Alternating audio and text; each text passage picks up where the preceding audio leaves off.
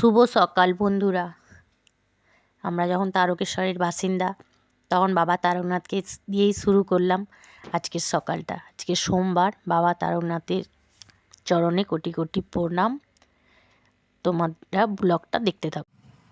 High বন্ধুরা, সকালে বাবাকে জল ঢেলে এলাম, তাড়াতাড়ি করে চলে গেছি, আমাদেরকে দেখানো হয়নি। সকালে উঠে তাড়াতাড়ি করতে হয় তো, শীতকাল বুঝতেই তো পারছো।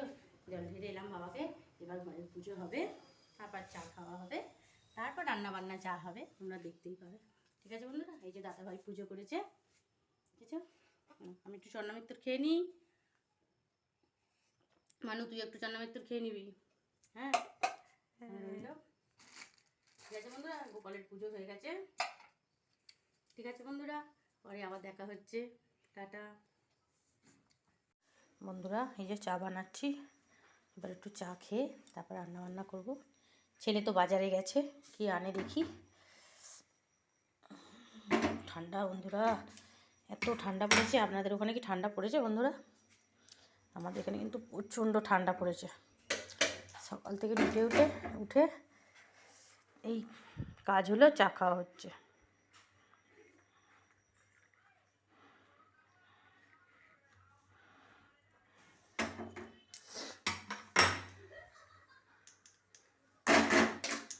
এই যে বন্ধুরা চা, বিস্কুট। বাবু কোথায় গেলি? চা খেয়ে নি বন্ধুরা, ঠিক আছে। একটু রোদ্দুর এসেছে, এখানটাই বসি।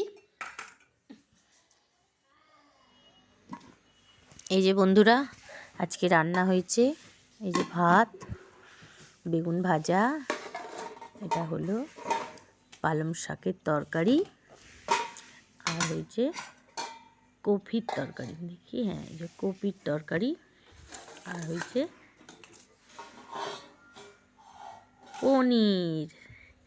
পনিরের তরকারি।